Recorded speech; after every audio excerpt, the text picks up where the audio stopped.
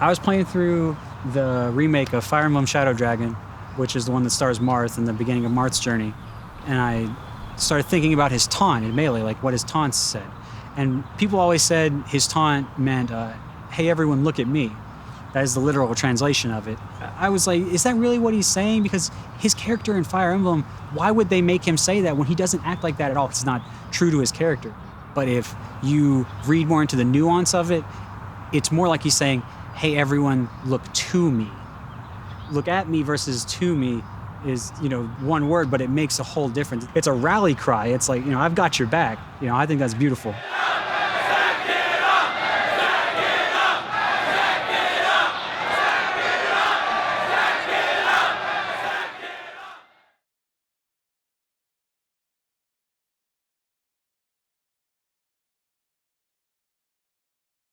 If you're looking for a dramatic story, you're in the wrong place.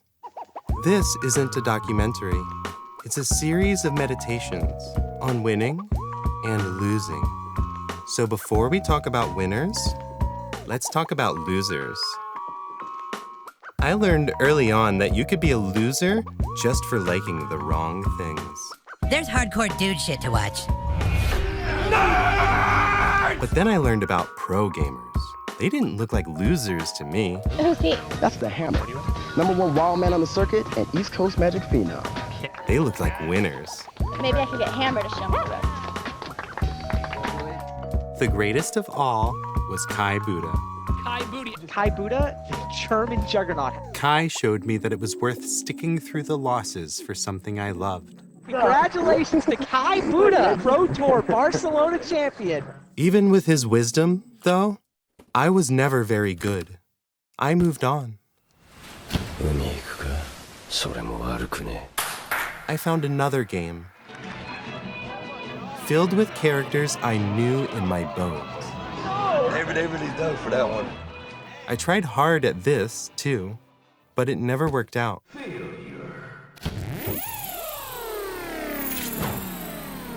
Things changed. I moved on.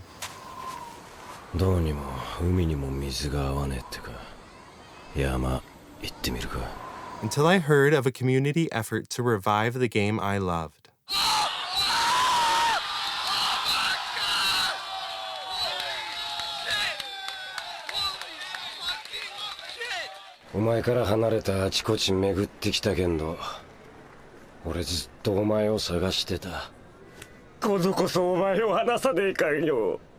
Being a professional player wasn't in my future, but I knew a bit about video editing. After making tournament trailers for a few years, I finally knew what it was like to be the best within my own little niche. I wanted to help grow this community, to share our passion and our love. Event organizers began bringing me out to create content on site, which is how I wound up at Apex 2015.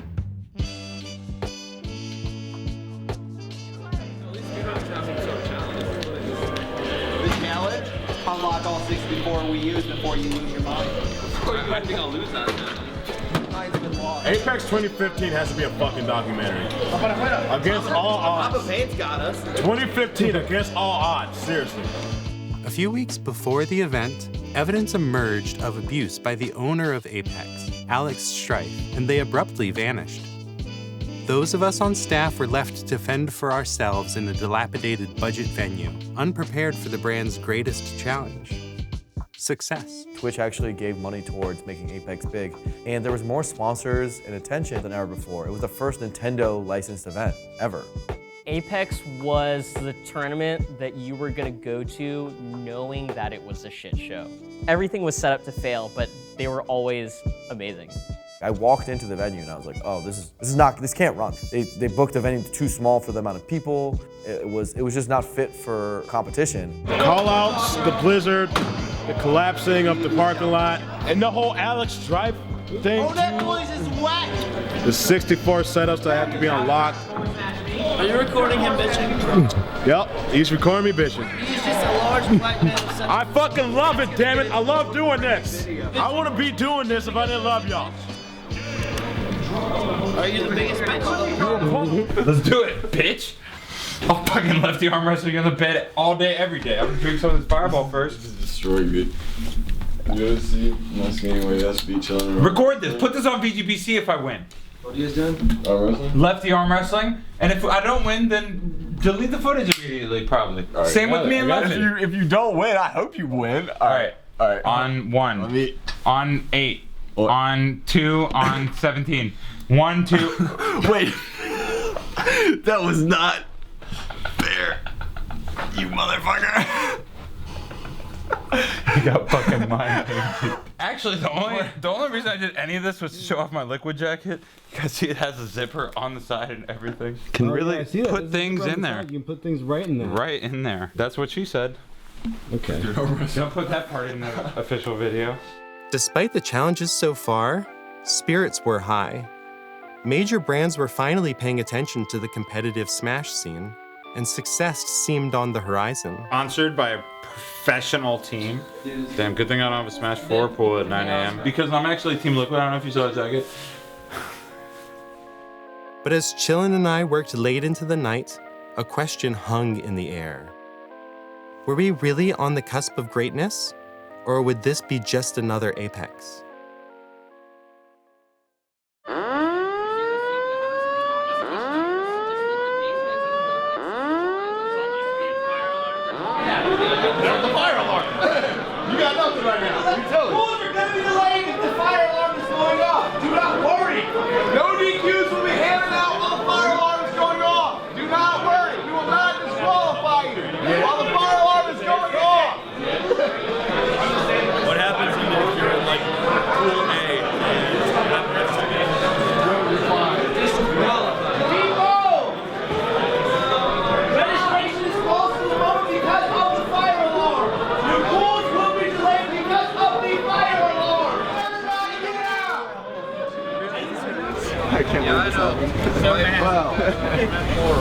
Classic Apex. Being stranded outside a collapsing hotel with 1,000 other fans of a vintage children's party game had me questioning my life's choices.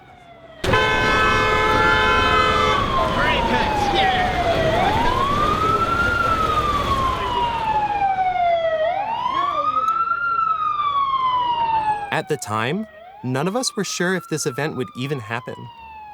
I wasn't the only one struggling to grasp the situation either. Is there a situation here? Is there an entrance for like if you're in pools? There's a fire alarm. Oh God.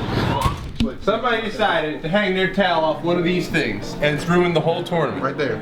Because this set off the fire alarm. Oh, that's admitted? And the fire marshal showed up, kicked everyone out of the venue, and as you know, there's some parking damage, which I don't know if you can see from over here. It's on the other side of the building. The damage to one of our tournament rooms, and the fire marshal walked in and said, "This place is condemned. Screw it. You're all out of here." So why didn't we hold this at the Hilton? All of a sudden, even if we weren't staff, we were like, okay, what do we do? We basically made a ragtag team of people who weren't original staff and who just kind of volunteered and stepped up. And then we all went into the war room to try to figure out what are our options and what do we do. Run tournaments from hotels. We should not try to make. Kimber, what are you planning? You already know. The stream's coming. Nice. John, any words? Team Liquid. This second is fucking dope. JT Gleason, one of my favorite people in the world, made some calls at Twitch, and since this was such an important event and there'd already been Twitch funding and Nintendo was there, they booked a new venue. Hey, Rick staff. Y'all need to listen up right now. Everyone, y'all need to listen up right now. All right, John, speak. Alright, guys, we need to leave too. So right, we can do this outside. We gotta get out. All right. I have an announcement. All eyes on me. Thank you to Twitch so much. We have secured a new venue. If you have not yet heard, we will be at the Garden State Convention Center over in Somerset. That's one. 2, there will be no tournament matches played today. The schedule is currently undergoing revision. All the matches will be played on a 2-day schedule on Saturday and Sunday. If you don't already have one, make a goddamn Twitter and follow Apex_series now.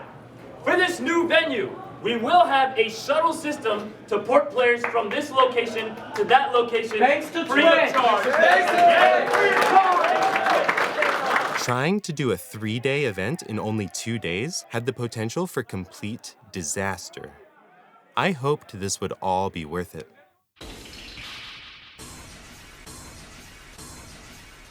My tag is PPMD. It came as an esports version of my original tag, which is Dr. PP. It started in middle school, like a lot of troubled stories do. One day in 7th grade, I was hanging out with my friend at lunch, and I had a thermos that was full of orange juice. And he makes me laugh, because he's also really funny, while I was drinking it. And of course, he got what he wanted. I spilled the orange juice all over myself, all over my lap. That day was rough, but one of the things he did call me was Dr. PP, and it was really funny. It didn't really stick with me until years later when I wanted to start competing in Smash. I was going to my first tournament, realized I needed a funny tag, because I didn't think I was ever going to be any good. So I was like, I want people to remember me, so I'm going to have a funny tag. And I thought back to that day, and I was like, I'm going to be Dr. PP. So there you go.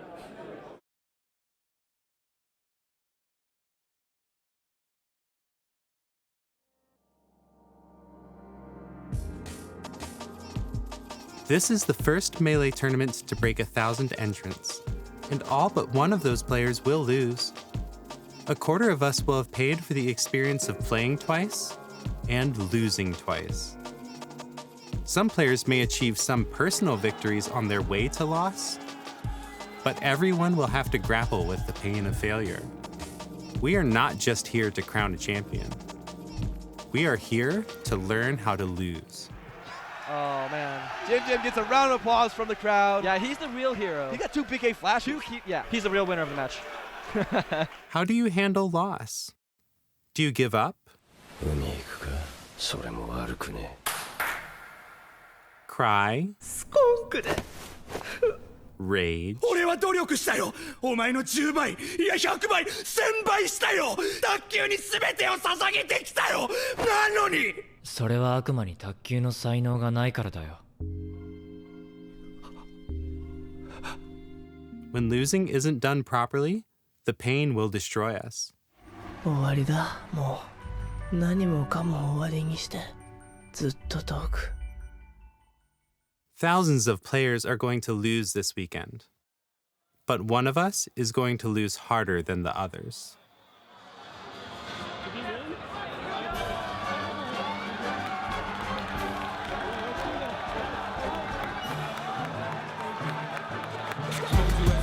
I'll be blowing you up. You said you were a god, I know it wasn't pluck. Been here 10 years and you know I'm showing up. For a man in many words, I think you said enough. Knock this shit out like the last night. Gotta say, bro, you looking awfully weak. Wait and see what happens in the salty sweet. Vanilla box will shoot you, go find another. Teach you a lesson and take back my color.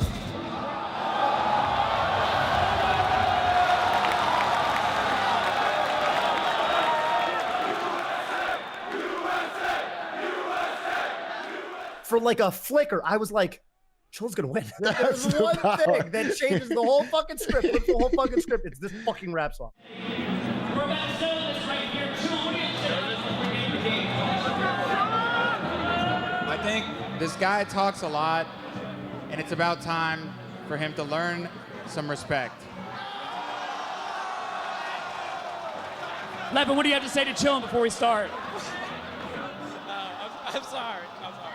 All right, let's just play. I can bother this fraud, and let's move on, all right? Let's play some Melee.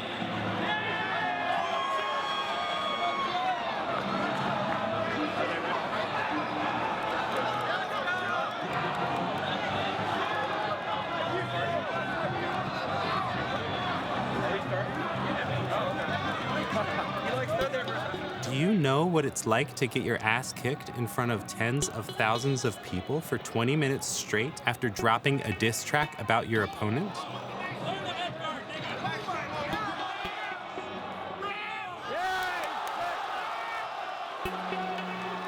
I don't. I don't think I would like that feeling very much.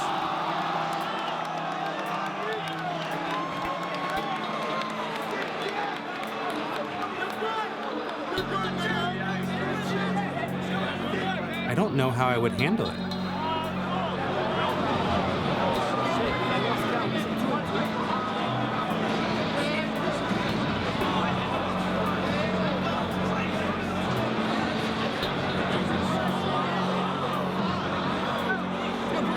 I helped create this situation.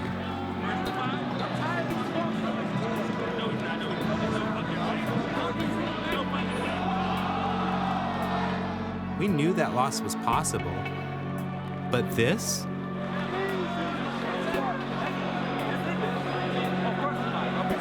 Would Chillin be able to handle it? What do you say?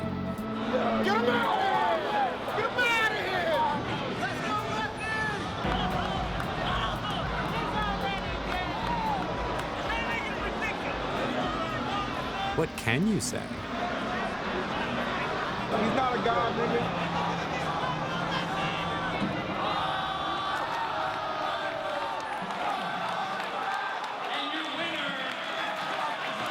Leffen, do you have anything to say? Is there anything to say? Is there really? Respect your elders. Chillin, you have anything you want to say to the people? Maybe. I hear that someone else wants to say something. Mango was really good friends with Chillin. And so he's like, dang, that was really embarrassing for Chillin. And he wanted to bring himself in as a new CA, say, pick on someone of your own size. I gotta call you out.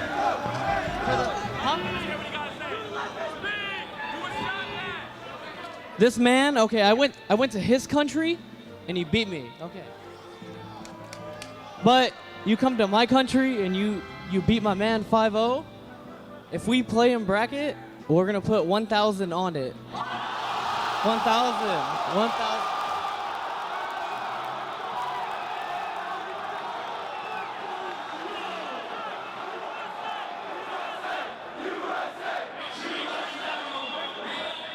I saw that, I was like, Mango, you're like one of the greatest players of all time. Leffen, this is a new guy. Like, when you say pick on someone of your own size, you're too big for this. But no, Leffen was actually that dude. Leffen continued to haunt Chillin on Sunday morning. The blizzard, the shutdown, the diss track, and now this match. For some of us, it had been loss after loss. Trying our best hadn't been enough. And things weren't getting better. Leffen dispatched Mewtwo King with ease.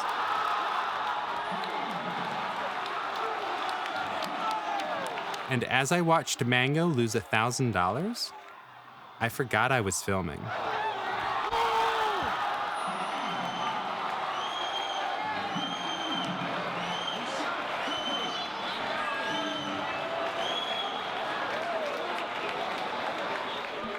It's bad enough getting your ass whooped after talking smack.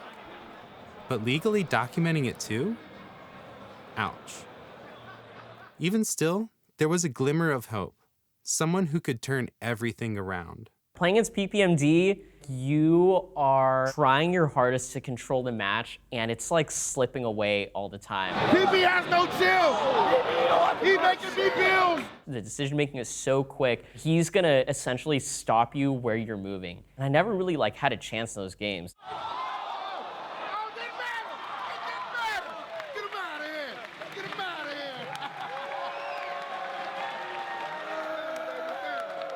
Losing to him sucked, and there's a hint of disappointment still that a lot of people don't know about.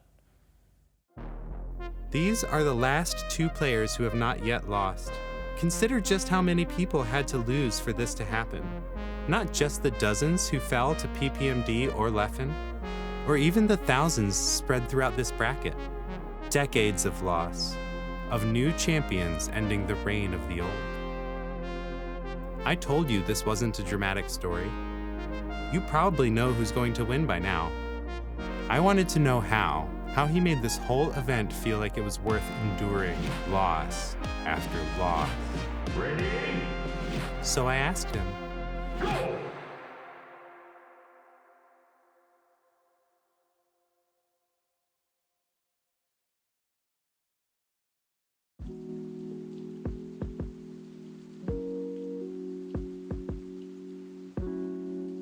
Yeah, so I'm here at this Japanese garden in the NC State Arboretum.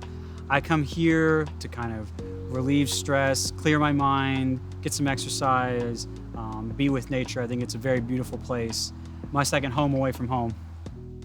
Before I can talk about what I've done, I need to talk about a little bit what happened with Marth. In the beginning, there was Ken. There might have been someone before Ken, but not for very long. Other people realized that a disjointed, fairly fast sword was broken, so then there were a lot more people like Ken. People complained about Marth like crazy. You know like how people hate Fox now? People hated Marth back then. His character's so dumb, the range, he just tippers you and kills you, it's so stupid. You just get hit, it's so stupid. You just get hit in the air, can't do anything, get edge guarded. Ken was self-taught. Like he didn't have a lot of the formal training, he didn't do a lot of theory crafting. He would watch some videos sometimes, took what he liked and discarded what he didn't, improved on the design he had then, and that's what made him to be so dominant so fast. That led to him having his own kind of unbridled expression, which most people don't have. He really taught you that, yes, you need to know the rules of the game, but you also really need to know how to break them if you want it to be good. I took little things from everyone. I didn't take big things. Generally, I took ideas from them about what Marth was, what the game meant to them back then, and what I could do with it. And Ken was like one of the hardest players for me to ever understand because he was so different from the norm, but he worked so well. I was like, well, it hit, and I mean, it seemed like he knew, but I had no idea why. It took me all this studying and learning and like, you know, unlearning all the conventional ways to think before I could finally start seeing Ken's stuff as effective for what it was. Be your own person, do your thing, even if it's kind of like counter to what people say. And you know, if you push it well enough and you still are intelligent about it, you can really succeed. Asin emerged kind of early on as Ken's rival, but Asin mostly always lost to Ken. But the rivalry was kind of just like the clash of styles, the clash of coast, clash of personalities, and you saw a lot of new stuff because they were both developing, innovating a whole lot for each other, and they were very evenly matched. If you watch it in order, you see they were doing some things and they had the counters later, and then they had the counters, and it was very satisfying to watch. Wow, that drop back air just anything can happen here. Kiwi with one grab on FD has just done so much damage, now taking the stock and pulling into the lead. So the Mewtwo and Ken rivalry kind of came after the Ken-Asin rivalry, because everyone just wanted a piece of Ken. Their eras overlapped, but not totally. It was always about which one's better, and then that always evolved into, is it mind games or is it tech skill? Because that's the whole discussion back then. And Mewtwo King was the tech skill, and Ken was the mind games. And the discussion never really went anywhere. It was kind of just which one did you like more?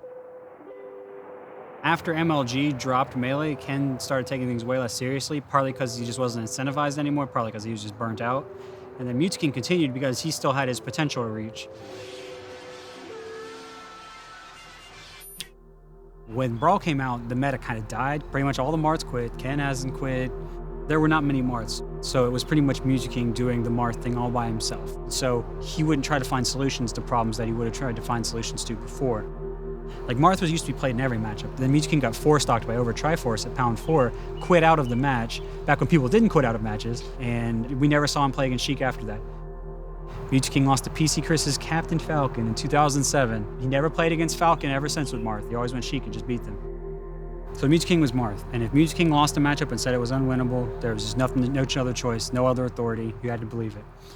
I always felt that was kind of crippling for Marth's growth. He went from being the undisputed best, this character sucks, we hate him, to maybe he's the 5th or 6th best character in the game. I mean, I never agreed with that. I always had a lot of faith because I started when Marth was good. There's so much stuff that's not being used, like some of the good stuff Ken, Az, and KDJ did. People were always saying, you know, Marth can't do it, and then I'd watch them play, and they'd just be running at the other guy pushing buttons, and it's like, well, no wonder. I mean, that's not what Marth's made to do. And they would just say, oh, you know, you don't know, you didn't get results in tournament. I'm just like, oh, okay. I really don't see Taz beating him. A pocket controller, dog. A pocket controller. So Marth didn't really change that much from 2008 until 2013. When I started messing around with the character a little bit. What I did was take neutral ideas that I learned and like seeing that in my own way and not through Mewtwo King, going back, seeing what they did right and taking it.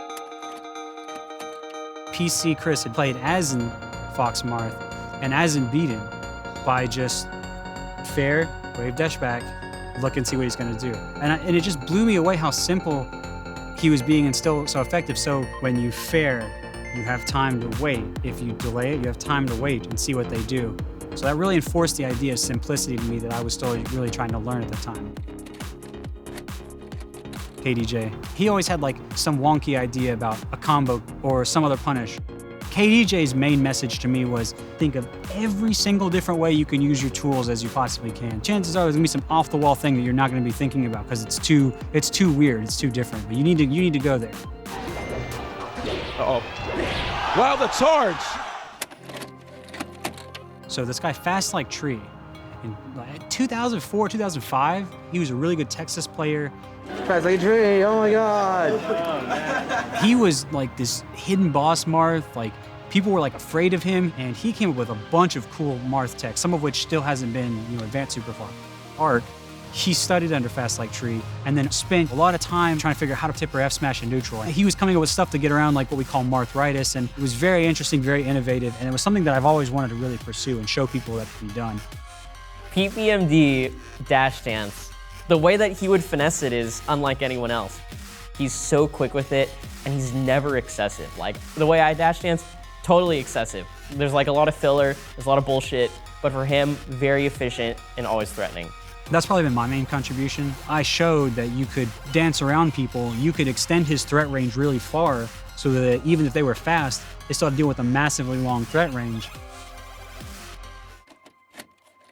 Heartbreak Kid is a really good player. He probably had the craziest power shield game I'd ever seen on any Marth. And he didn't even know like the tricks to do it that we have now. He just was good at it. Ooh. Wow. Yo, the reaction. He was really good, he was up there, but he didn't travel much, so it was hard to know. Kind of feel like he was going for a shorten. I'm not 100% sure, but wow. My Marth took a lot from PC Chris and Court. That was what really I built a lot of my Marth off of, was those two playing. They uploaded a series of friendlies over the course of a week or something. They weren't all drunk, but some of them were. PC Chris, he had a little bit of the wildness of Ken, and so he would have like the times where he'd just outplay you really hard and kill you, but then sometimes he would just have like a consistent, well thought out way to play. And Court was kind of like a different Mewtwo King, like he was very efficient. He's actually kind of playing out of his mind right now. Yeah, wow. That was quite a read. Crazy down there. But he wasn't necessarily super defensive about it. And he was like more proactive. He could pick his spots a little better than Mewtwo King could. They were much closer models to what I wanted from Marth, and so I built a lot off of those two playing, which is, I guess, kind of a little known fact. Oh, okay. Oh, wow. Yo, Mewtwo King-esque. Court found out about this, and he was just like, oh, really? Thanks. But then later he said to someone, man, I don't know what he saw in those drunk Marth dittos that PC and I did, but I mean, I'm glad it helped him.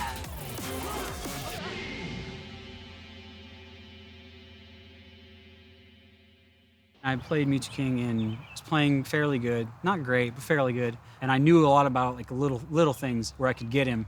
If you're just tuning in, PP 3-0'd M2K and Marth dittos, of all things. When you beat Mewtwo King, the main challenge is after you beat him, because then he studies everything and he comes up with his own counters and you have to play him again.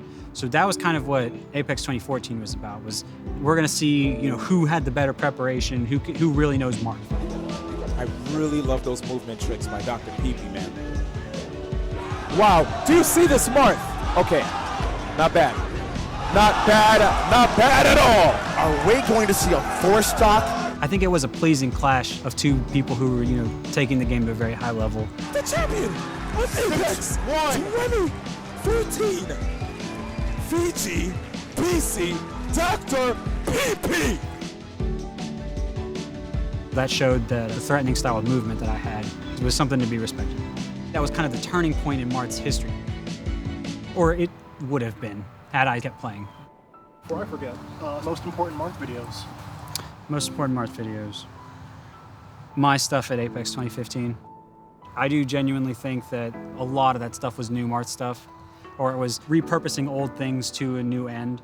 That would have also been carried on further had, my other stuff not happened to me. But that's how Marth is right now. We're a long way off from seeing what his real potential is and communicating that to other people so that we can collectively raise the character. I was going to change that, but oh well.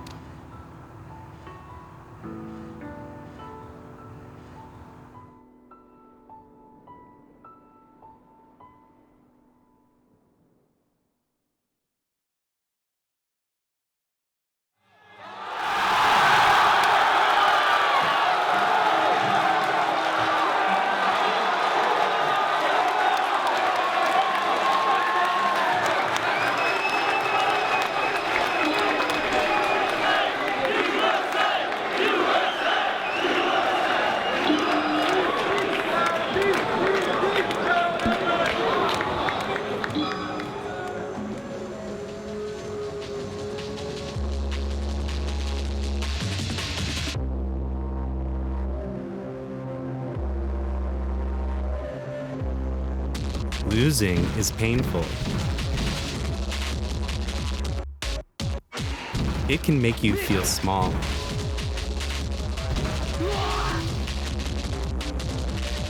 Like your career is over.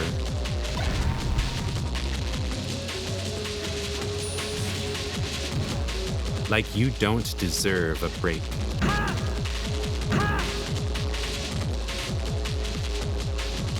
Like you don't deserve a breath.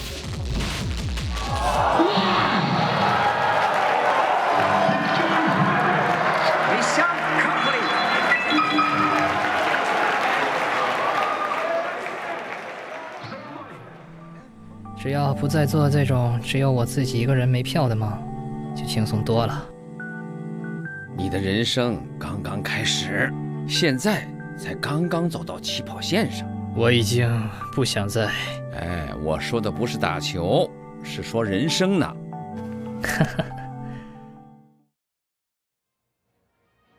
Armada has no shield. Armada has no weapon!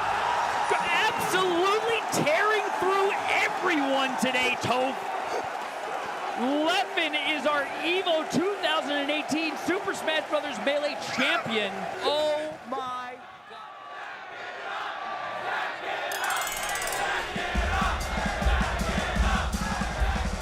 私はここまでだ。ヒーロー。また連れてきてくれるか。そうか。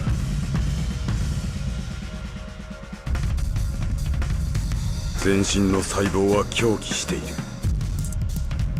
加速せよと命じている。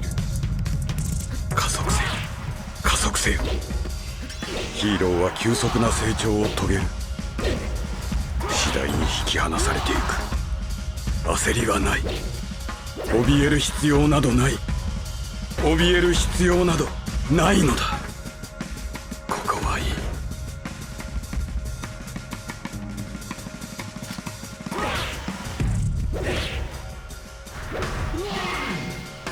ここは素晴らしい。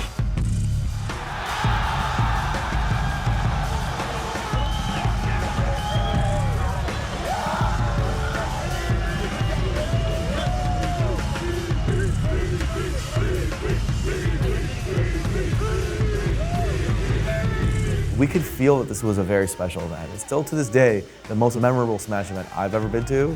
It felt like a rock star, like super moment where everything was like aligning, and I could tell it was an important moment in everyone's lives. Everything leading up to it, the salty sweep, the hype, the shutdown, made us really recognize that. Salty? Like how you feeling?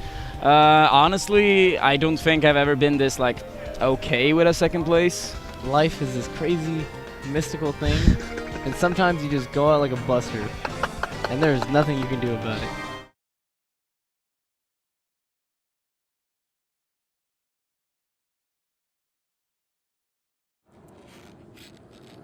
Recently, I started skateboarding. I'm not good at that either. I have come to accept that I am not a winner in the usual sense. No one asks me to sit in Zen gardens and share my philosophies. But I have had to say my be over and over. It is an essential part of becoming a better person, partner, and parent. PPMD is a hero to me, but it was Chillin who really taught me what I needed to learn. Chillin technically lost, but the rap was so good, and it was just so entertaining for everybody, and somehow it feels like he won in a way.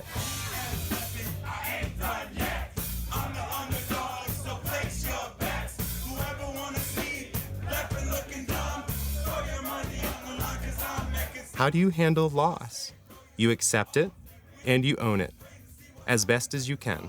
If it had been a 4-1 or anything less than a 5-0, it wouldn't be such a moment, you know? Not even 3-0, dude. You had to be up there for like a full half an hour getting your ass beat, and you haven't won a game. And the haters? Maybe they'll come around eventually. Got to say, bro, you're awful weak. Wait and see what happens at the salty sweet. Vanilla Foxy don't suit you. Go find another. Teach you a lesson and take back my color. We are in late 2017. I haven't been to a tournament in a serious sense in about a year and a half. You could argue even 2 years at this point. Unfortunately, people only listen to winners. But I had a lot of time since I haven't been going to tournaments to think about my motivation, and I decided I did want to be the best. But not for fame, not for money, no. I want to get up and I want to say, I never thought I'd be like this. I named myself Dr. Pee-Pee for Pete's sake, dude. I freaking never thought I'd be here. Like, who would do that? It's ridiculous, right? I had no faith in myself, no confidence, and I built so much for myself. And you can do it too. There are strategies to do it.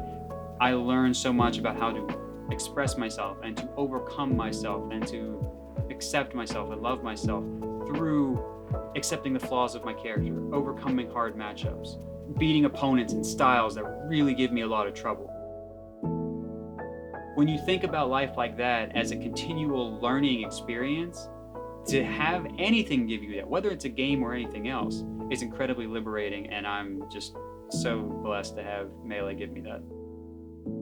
Games are a place to practice losing. It's something we all have to face. Good evening, everyone. As we head to the end of the last Pro Tour of the season, I wanted to take a moment to look back at one of the game's great legacies, Kai Buddha. I'm sorry to be the one to let many of you know this, but a couple of years ago, Kai was diagnosed with cancer. Despite some up and downs in his recovery process, recently things have taken a turn for the worse. So today, I'm honored to announce that beginning this season, we will be officially naming our Player of the Year trophy the Kai Buddha Player of the Year trophy.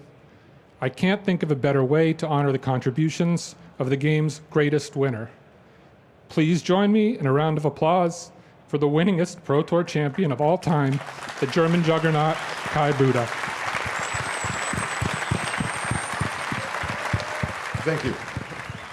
I'm sorry, I think that was not what most people here expected, but it is what it is.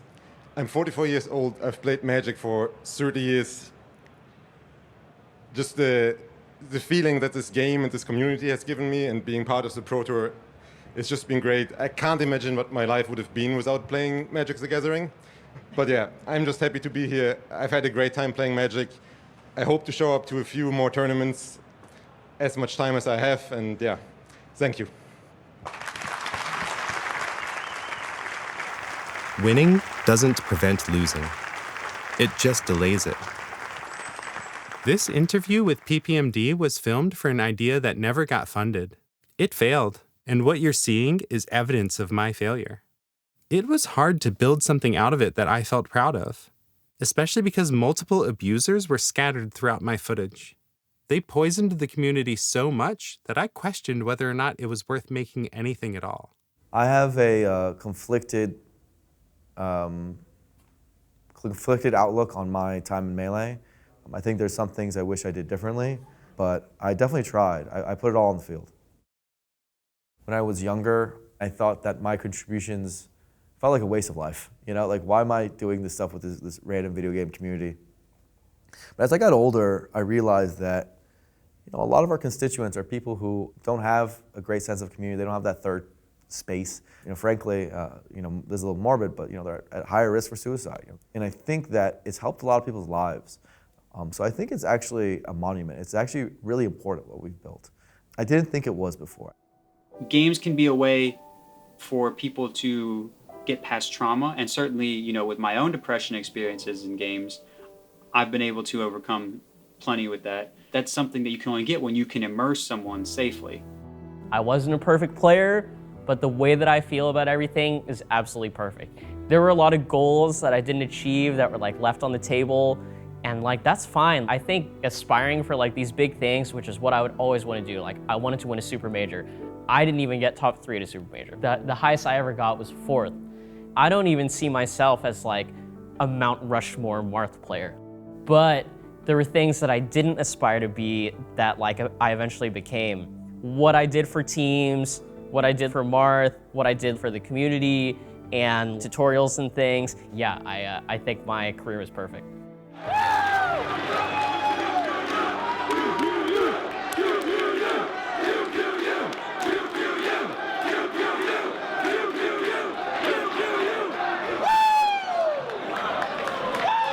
What a statement! My time in the Melee community fundamentally changed me for the better. Following my passion for Melee eventually led to incredible opportunities in other communities. But this, right here, is how it ended for me. In failure. I tried my best, but I couldn't do what I wanted to do. Hopefully you like it, or at least some of it. And if you didn't, might be. 時々考えるんだ。自分はこのまま凡庸な選手で終わってしまうのではないかと。いいじゃないですか、凡庸。僕割と好きですよ、そういう選手。And you're waiting for Zane for the camera. Zane, I think he just needs time to cook. I wouldn't say that he's quite strong enough yet to have made a lasting impact on the game, but he clearly shows potential, and he could be someone that changes Marth and show that there are different ways to make the character work, which would be awesome. Must be insane. Tried to catch him with the up air, going real high. Oh, that's gonna be it! Zane! And Zane takes Genesis 7 Taupe! Everyone knows that Zane is a problem now! If he plays like this, we're in a new world, Taupe! We're in a new world. If you didn't know, now you know!